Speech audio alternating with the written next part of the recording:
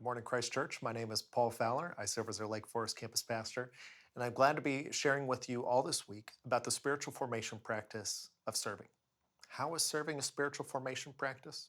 What are ways that you can serve in your home, in your everyday life, here at the church? There's formal and informal ways of serving. We're going to get all into all that this week, but today we're going to start out with the importance of why you should serve. I want you to look at Matthew chapter 25 today, and in there, Jesus gives a few different stories that highlight the importance of serving. In verse 1, he begins a story about the parable of 10 virgins. The scene, I hope you take a chance to read through this today, is that there are 10 virgins that are waiting for the bridegroom to come. In a traditional Jewish wedding at this time in the Bible, what would happen is there would be an engagement between a man and a woman, and then the bride was to wait and be ready at any moment for the bridegroom to come as a surprise to take the bride back home to live at his father's house.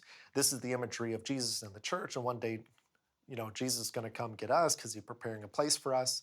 But what would happen is there would be these virgins that were to accompany the bridegroom as there was this celebration. Now, because of all the preparations and everything, if you've ever been to a wedding, you've had this happen, things get delayed. Well, the bridegroom is delayed. So 10 of these virgins, 5 of them had kind of planned ahead, and 5 of them were foolish. They had not planned ahead. So when the bridegroom comes, 5 of them were ready right away, and then they had enough oil to keep their candle going the whole time while the bridegroom was delayed. And the other 5, since they were foolish, they were not prepared. They hadn't done the work. So when the bridegroom came, they tried to do all the work, which showed they really weren't ready for what was to come. The next story that we get is the parable of the talents. Many of you probably have heard this story. This is where this master is going on a journey, and he gives his servants a few different amounts. And one of them invests it tenfold, the other invests it, and they get a good return back. But one of the servants just puts it in the ground. And so when the master comes back, he's frustrated at the person who buried the talents in the ground and said, "You should have used this to do good things. You could have even put it in the bank." This servant was not prepared. The servant was not doing the work. This all connects to the final story in Matthew chapter 25, starting in verse 31, where it talks about the story of the sheep and the goats.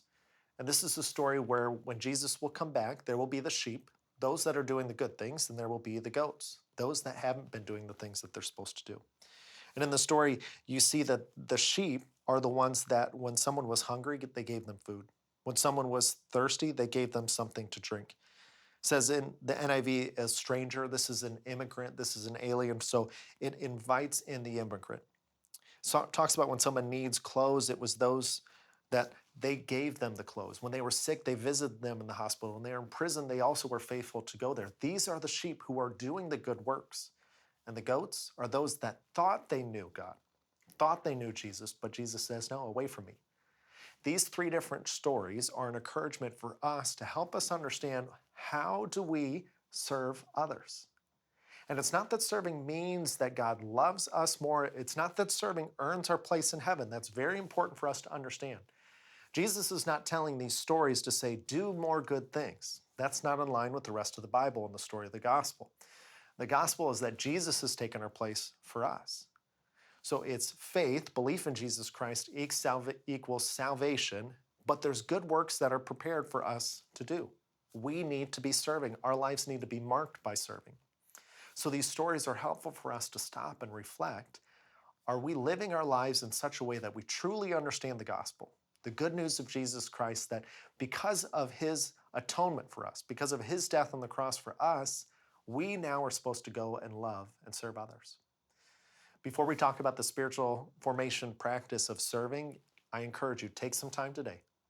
Thank Jesus Christ for his death on the cross for you, and think about ways that you can start serving others as a way that you acknowledge you have been saved by Jesus Christ.